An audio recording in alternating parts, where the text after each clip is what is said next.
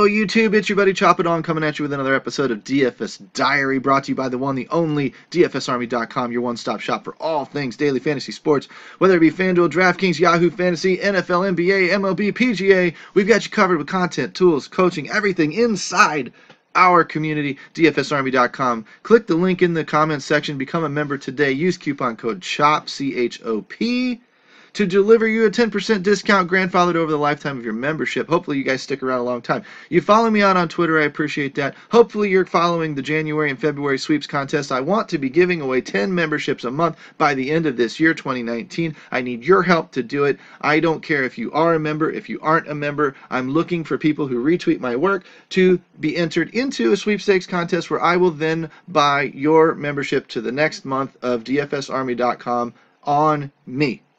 Paid for by me out of my own pocket, doesn't bother me. We need to make fiscal sense of it, though. The more we grow, the more I share, and hopefully that is enticing people to take a look at DFSArmy.com, where I think you're going to become a better player. We're going to focus a little bit on the fundamentals today, and the way we're going to do that is we're going to dip into our coaching channels real quick.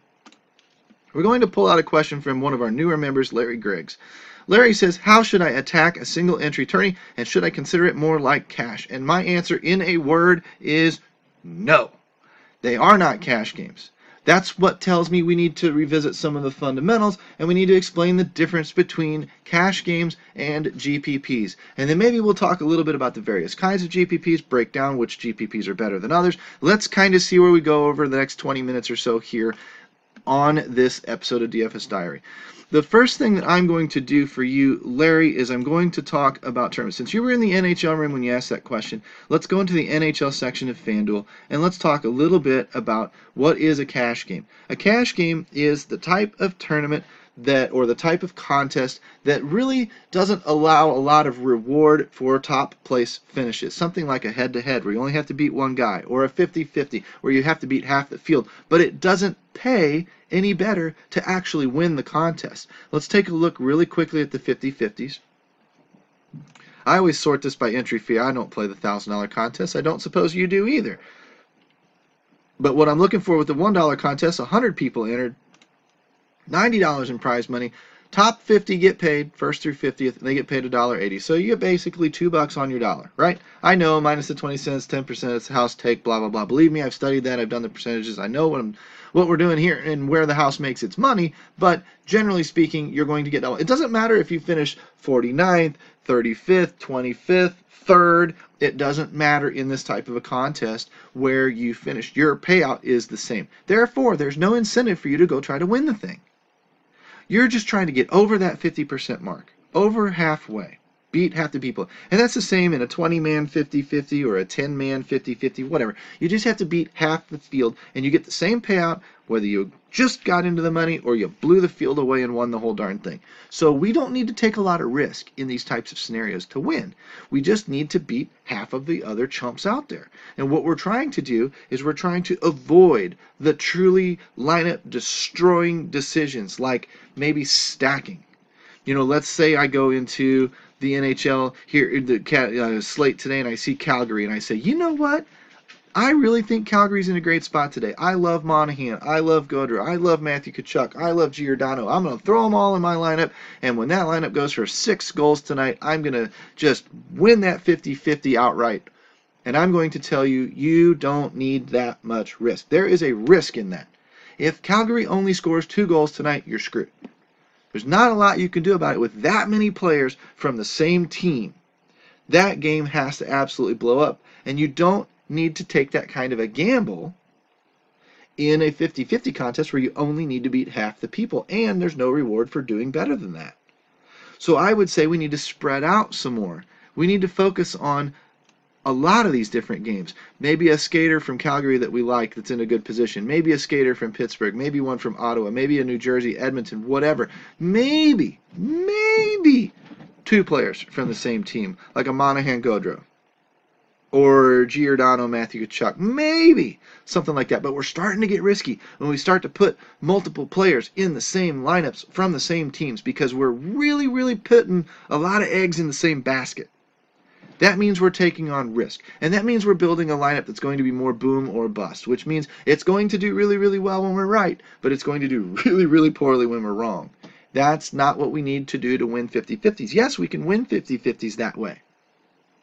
But we're increasing our variance and our volatility and our ups and our downswings, and that is something we're trying to avoid with cash games. We're trying to steady Eddie win more often than we don't, slowly grind our bankroll, because we're not playing contests that are going to pay us 10 times our entry fee or 1,000,000 times our entry fee. We're just playing stuff that's going to double, maybe triple, maybe quintuple what we're doing, and we don't need to take a lot of risk to do those. So we're going to try and squelch that risk a little bit in those cash type contests.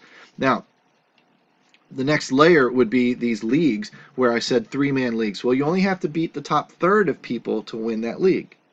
10-man contest is very, very similar. Top 3 positions pay in a 10-man league right here. And that tells me the same thing. I only have to get into the top third of players. And there's a little bit of upside in those leagues, so they start getting away from the true cash games, the multipliers, the triple ups, quintuple ups. I'll show you those in a second. But these leagues start giving a little bit extra incentive to win, so we may want to take a little bit more risk to actually try to win these babies, because we're going to get paid a little bit more when we do. So we would consider these more of like a hybrid situation, something that's not quite cash, but it's not quite full on GPP either, because it pays a lot of spots. And it's not that hard to beat 10 people, because if you think about it, we have a 1 in 10 shot at winning the whole thing. So we really only need to worry about building a lineup that beats, say, 90% of the world instead of 99.999% of the world. We only really need to focus on getting into the top 10% of the industry tonight, and we have a shot at winning that 10-man league, depending on how lucky we got matched up with another guy in the league that maybe had or didn't have a good night. That happens all the time. You'll end up second place with a lineup that's smashed because you just happened to run up against the other guy who did a little bit better than you. And that does happen. That doesn't matter in those 50-50s, because that guy isn't going to, if we both made the money, we both made the same amount of money, it doesn't really matter. It matters in leagues, it matters in head-to-heads, it matters. It doesn't matter in these flat fee multipliers either. So if I show you these, double up, triple up, right? Triple up is going to pay the top third. The 85 people in this contest, 25 get paid. They all get paid $6, whether you're 24th place or first place, doesn't matter. So again, we don't need to take the risk to really get into the top, to win the thing outright. We just need to get good enough to be in the top 25, and then we've unlocked all of our potential for this particular contest. Quintuple ups are the same way. Out of 56 people, the top 10 pay. So the top 20% pay here, and they pay the same $10 to first, second, third, fourth, doesn't matter, right?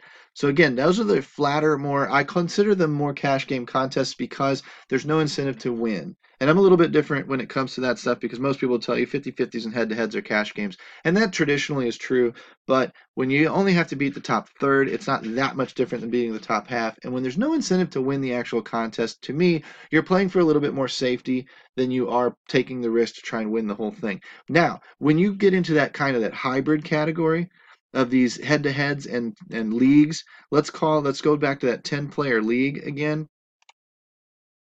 And remember, I said there's a little bit of incentive to actually win it. So we need to take a little bit more risk to actually win the contest. This is sort of a tweener. We don't have to beat a lot of people. We only have to beat 10 people, but we do want to beat all 10. We don't want to just finish in the top third. We want to beat them all. That's where we might start introducing some stacking. That's where we might start looking at a player who can really, really break the slate, a Connor McDavid or something. Now, Connor McDavid's a good cash game player most times, but somebody's more streaky, like a Brad Marchand, or somebody, maybe Ovechkin when he's not maybe playing as well, or somebody who's maybe just a pure scorer. Ovechkin would be a good example in that case, who needs to score a couple of goals to really do damage in line, but could score 3 or 4 tonight and really break the slate wide open. Those types of players are players we might consider, but we want to temper expectations a little bit on some of those and play with some safety as well, because we don't really have to do much to get into that top third. That's kind of the idea that we're trying to emphasize right now when we talk more about these hybrids, is we want to take some risk, but not a ton. I don't mind stacking 2 or 3 players. I'm not going to full on stack 4 Calgary Flames and then 4 Pittsburgh guys in the same line, because again, I'm totally dependent on those 2 offenses for the night. And I really kind of want to spread my risk around a little bit, play with a little bit of safety, because I do think that it's easy enough to hit that top third that I should be trying to do that before I'm necessarily trying to win the whole thing outright. Okay, if that makes a little bit of sense, then we can move on. We can talk a little bit about head-to-heads. Why are head-to-heads kind of in that hybrid category? Well, because a head-to-head, if I play you and you play me and we're just one-on-one, any given night you can beat me and I can beat you. I can play for safety and set a very, very high floor that you're going to have to take some risk to get over my score and win yourself. That playing for safety, playing for that very, very high floor is going to do okay. I want to win more than half of my head-to-heads. Due to that 10% house advantage, though, that house take, that rake, if you will, I actually need to beat more than 55% of my head-to-heads to be profitable over the long run because we're splitting that 10% down the middle. I need to actually beat more than 50. I cannot just finish the top half. I cannot take on 10 head-to-heads and beat. Oh, I can. I can beat 6 of them. I can't take on um, 100 head-to-heads and only beat 53 of them and end up profitable on the day. I have to beat more than 55 of those head-to-heads. So what I'm trying to do is use volume instead of that one-on-one, might get lucky, might not. So like, I mean, I'm not going to ever go play with $25, go play a $25 head-to-head contest because I might post a great score of 225 tonight and you might beat me with a 227. And that sucks because I would have demolished everybody else that I played. So I would take that $25 and I would play 25 $1 head-to-heads and get access to as many unique lineups as I possibly could because then I'm going to realize the true strength of my own lineup across the field. And I would take on 50 or 100 or 1,000 head-to-heads if I could, because the more volume I take on, the more it smooths out my variance. All I have to do is produce a decent lineup, and I should be okay. I'm not going to ever lose everything. I'm not going to win everything. But in those cases where I'm in the top 60 to 65% of the world, I'm going to show profit. That's really what I'm trying to do. And I do that by establishing a very, very high floor, taking a little bit of risk, but not a lot. Now, if I wanted to sweep, and this is where I don't like head-to-heads necessarily, if I wanted to sweep my head-to-heads, let's say I took 100 of them, and I wanted to win all 100 head-to-heads.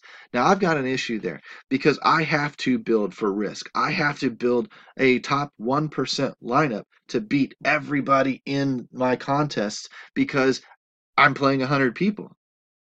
So now I have to build a lineup for that. I have to stack some. I have to guess on some offenses. I have to take some of that risk and hope that I win because then I can get all the way to the beating every one of the 100 lineups that I'm facing. My problem then is I've only doubled my money. I've built a very, very risky lineup, something designed to do a lot of damage when I'm right, maybe fail when I'm not right, but yet I only get paid double my money. I only get $200 back or $180 back on the $100 that I spent. To me, that's not enough reward for the risk that I had to take to do that. Okay, so you're going to need to build these head-to-head contests a little bit hybrid style, but you would use these as the base of your ladder. If you're not familiar with the ladder, you need to look up the ladder system at dfsarmy.com because that will absolutely revolutionize the way you think about all these contests. It teaches you cash, hybrids, GPPs, and it shows you how to layer those contests appropriately within your budget to actually produce winning results. But the head-to-heads can be that 50-50 or double up type component to your ladder. But again, with that volume in there, you're going to need to take more risk to actually sweep your head-to-heads, whereas you get paid a true double if you hit the double up or you hit the 50-50 right just across the line there. You actually do get paid back nearly double your money in a 50-50. $9 on a $5 investment is nearly double your money. So these are the types of scenarios that we're trying to compare, we're trying to look at. We haven't even talked about GPPs yet, so let's kind of slide over and let's talk about the tournament side of things a little bit. And then maybe analyze a couple of tournaments while we're in here before we wrap it up and send it off for the day. What I'm looking for here is I'm looking for the win. Why? Because even in this quarter contest of 7,000 people, I don't get paid if I just get in the top 3,500. I need to get into the top 1,500 people out of 7,100, and I only get double my money. Because why? Because it is very, very top heavy. $100 to first place. This is not a cash game. This is not a scenario where a lot of people get paid. This is because, again, a lot of people, 1,500 may sound like a lot of people, but as a percentage of the contest, it's only about 20% of the people. You have to beat 80% of the people in this contest to even double your money. That's asking a lot. for somebody who only plays this style, which is why we incorporate cash games into what we talk about, into our daily budget, so that we have a better chance at winning some money, grinding out $1, $2, $5 profit, something like that, and then have a little bit of money set to the side for something like this where we could unlock 50, 75, $100 if we do really, really, really well on those nights when we don't see it coming and it kind of comes out of nowhere and we had a great night. That's what we're trying to do, is balance the two out. Now, because this is not a cash game, because it is so top heavy and so rewarding for those top few spots, we've got a gun for those. We've got to try to get those. In a contest like this, there's single entry contests and there's multi-entry contests. This happens to be a multi-entry example, but in a single entry contest, we're wanting to be contrarian. We're wanting to be unique. We're not necessarily wanting to play some of those chalky popular players, your Sidney Crosby's, your Malkins. We might play some of them in our lineup, but we're going to need somewhere in that lineup something unique, something completely. Maybe it is 4 Pittsburgh Penguins. Maybe it is, 2 or 3 Pittsburgh Penguins and then a couple of Arizona Coyotes. And Arizona had a good night. Nobody's going to be playing them anyway because they're a bad team. It's the perception. But they can have 5, 6 goals in a night just like anybody else. Maybe tonight's the matchup where they do that.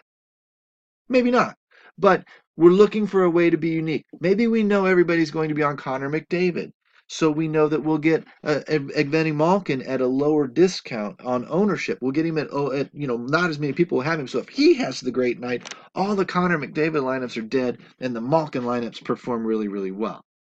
Sometimes those are just those little bitty things that we strategize about inside our coaching forums at dfsarmy.com, where we talk about this play and which one makes more sense and which one maybe will give you leverage over the field, things like that. And we start talking about things like that in our chalks and pivots type sections, where we talk again about strategy to win these tournaments.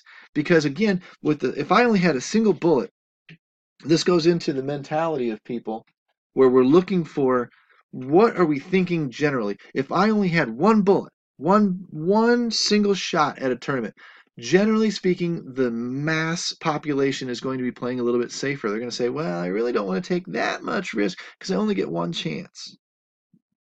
That's where we get to say, haha, I'm going to take all of the risk and I'm really going to go for broke here because everybody else is playing safe. There's one adage in daily fantasy sports that probably is like the golden rule. I learned this a couple of years ago, and I try to spread it around as much as I can. When the world gets fearful, you need to get greedy. And when the world gets greedy, you need to get fearful.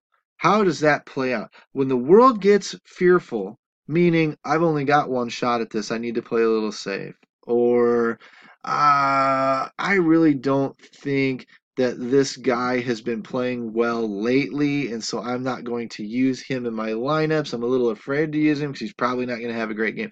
Those are the situations where you need to say, in these types of tournaments, in these bigger GPPs that are very, very top heavy and very rewarding to the top scorer, that's where you need to say, I want that guy.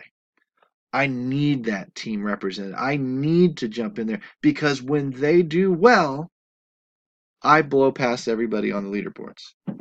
Now, when the world gets greedy, which would be maybe chasing points, oh my goodness, that Michael Jordan, he's the greatest thing ever. Game after game after game after game. That Jerry Rice, greatest wide receiver ever. Oh my gosh, he always does well. And so he had 3 back-to-back 30-point games, and man, you gotta play him. He's too hot. He's so hot. That's the world getting greedy, and that's when you need to be fearful. That's when you could step back and go, whoop. He's probably due to cool off a little bit. His price is climbing. He probably is not as good a value play as he was a week ago. I probably can back off a smidge, and I'll just put the little fade on him, and I won't play him today. And if he has a bad game, all of those guys are sunk. I'll be on this guy instead, and I'll get my advantage that way. So those are the 2 ways to really kind of pivot off of that adage. When the world gets greedy, you get fearful. When the world gets fearful, you get greedy. Okay, and that helps you in these types of tournaments, thinking like that. Where is everybody trying to go? What is everybody trying to do? Do I want to go along with them? Sometimes you do, when it is incredibly cheap to do so, or when it is just, you're just trying to kind of narrow your lineup down a little bit to where I know these 3 or 4 guys are going to be everybody's core, and so I'm going to use that, and then I will be different somewhere else. That's another way to do it. But oftentimes you're just trying to figure out where are they going and what am I going to do accordingly. And again, that's what we talk about inside DFSArmy.com a lot. Now, the multi-entry tournaments, you get more shots. So what do you do in those multi-entry situations? Generally speaking, people are going to get funky in there. They're going to build a couple of lineups nice and smart and safe and, according to the fundamentals and whatever, and then they're going to start getting freakier and freakier and freakier. A 3 max tourney, they won't get as freaky. A 20 max tourney, they will get a little bit freaky with their last, say, 5 to 10 lineups. 150 max entry tournament, they will get all sorts of freaky with 50 or 100 lineups. So where's your advantage now? Because if they're all getting freaky, you play safe. And you don't need to play so safe that it's like a cash game like we talked about where you're taking no risk and, trying to avoid all of the duds. No, no, no, no. You still got to take some risk, but you can be really, really chalky in these types of tournaments in some cases, and you can play very, very well-known players. You don't have to have that real goofy, son of a bitch that came off of the bench and scored a hat trick to win this thing. So you don't have to take those chances, those outlandish chances. That's what you would do maybe in a single entry tournament, but you don't have to do that in a multi-entry tournament because 2/3 of people's lineups are getting goofy. So when 2/3 of people's lineups are getting goofy in a 10,000 person tournament, I 75 or 6,700 of those lineups are kind of already toast most nights. Therefore, I'm really only competing with about 3,300 people to win that tournament. Now, I can build lineups to beat those 3,300 people and not worry about the 6,700 lineups that are just kind of screwball and just kind of done. Okay, so that's another way to think about these types of tournaments, how to take advantage of these types of tournaments. Okay, now let's dig into a little bit of the analysis of the tournament and find out how much reward we should be taking. Because when we look here, get my calculator up here, when we look here at 1,500 people and we divide that by the 7185 that is in this tournament, we've got 20.8%, 21% that get paid, right? Now, the benchmark that I'm going to look at is I'm going to go into also, say, the top 5%. Let's do top 10%. Top 10% gets us into one of those 10-man leagues. Top 10% in this lineup is 720th place. 720th place gets us 60 cents. So not even triple our money back, okay? Now let's look again at the top maybe 1% because that wins one of those 100-man leagues, which I'm big on. If you follow me, you know I talk about those all the time. That would be 72nd place. 72nd place is right here at $2. So on my quarter, that's 8 times my money back. Whereas in that 100-man league, it's 25 times my money back. So what I'm comparing to is those other leagues. Would I rather win 25 times my money by beating, all 100 people? Getting a top 1% lineup gives me that chance. I may bump into one of these guys that has a better night than me and end up in second place, and that's still 15 times my money back, which is better than 8 times my money back. But what I don't have is the ability to keep going farther and farther and farther and farther and get up here to these big time money payouts. So the benchmarks I look for, does it pay 20% or is it 18% or 21% or whatever? Does it pay top 10%, top 1%, and what does it pay? And I'm starting to look towards those types of things. And how winnable is the tournament in general? I'm not going to beat 7,000 people that often, right? If at all. And I'm certainly not going to beat 20,000 or 50,000 or 100,000 people very often, if at all. I can beat 100 people. I can beat 500 people. I can beat 1,000 people. Am I going to do it twice a week? No. But I can do it a few times throughout the season, and so I need to be looking at my budget a little bit more accordingly and playing a little bit safer when it comes right down to those types of situations. And that's why I back that stuff with cash, which is again why you need to look at the ladder strategy, the ladder system. When I'm looking again at some of these different contests, oops, I closed out my calculator. Probably shouldn't have done that. Let's go dive down in here into some of these bigger contests. Higher dollar contests, $33 multi, let's do a single entry. $50 single entry, 68 people. How does that pay? Now I can beat 68 people. Like I said, I like beating 100 people just fine. Do I get more than 25 times my return in that 100-man league? I get, in this particular case, for beating 68 people. What did I build? 1 divided by 68. A 1.4, 1.5% lineup, meaning I beat 98.5% of my competition to win this, to have a shot at winning this tournament. If I did that, I finished roughly second. in a 100-man league. So I should be somewhere between 15x my buy-in, and at what, $50? What's 75? That is, my math is bad. It's not quite 40, right? So 750 divided by 50 is 15x. So there's my second place right there. This is just like a 100-man league. It's easier to win because you're only beating 68 people as 100 people, but you get the same 15x back. However, instead of paying top 12% like those do, this pays top 19%. So it pays a little bit better down here at the bottom end of the money. So if you like cashing and min cashing, and you get 2.5 times your money back as opposed to just 2x or double your money. So this is actually pretty beneficial. If you've got the budget that can handle a $50 tournament, this would be a great tournament to be in. Being that you only have to beat 68 people, this is another thing to think about. I don't need to take a ton of risk to beat 68 people. It's not like I'm trying to beat 25,000 people. So I don't need to be too contrarian and too goofy. That's why you see in a lot of cases safer lineups, lower overall winning scores. First of all, you're not going to need quite the monster score to beat 68 people that you would to beat 25,000 people. But you're also playing a little bit safer because you realize that you only have to beat 68 people. So you're playing not a cash lineup. You're going to take some risk, but you don't need to be completely off the wall crazy contrarian in a scenario like this to win. Your basic strategy would be to be a little bit different, but not too off the wall different. And then hopefully you pick right and you have a good night. Go ahead, play your Connor McDavid, play your Sidney Crosby, whatever you want to do. You don't need to get way down crazy and pick some third line guy necessarily to win this contest. Because again, you don't need, if that third line guy scores 3 goals tonight, most of these guys didn't have him either because we're all playing the same general, relatively safe style. But this is not a cash game. Even though I'm using the word safe, this is not a cash game because it is heavily incentivized to the top. Heavily incentivized to the top. The winner gets the lion's share, 125 versus 750. As the lineup continues to grow, as the increments continue to grow, that's what you're looking at, is how much incentive is there to win it, and how much risk do I need to take to win this tournament or this contest. If, again, the payout structure is very, very flat, and you're only winning double for getting in the top half, you play very, very safe. You play with no risk. You're trying to kind of let everybody else trip over their own shoelaces and make the mistakes. However, if you're in one of these other contests that incentivizes you to go for the win, then you do need to take some risk. You need to stack some players. You need to look at ownership a little bit. You need to start taking some strategies towards getting different from everybody else so that when you are right, you are all alone at the top of the leaderboard.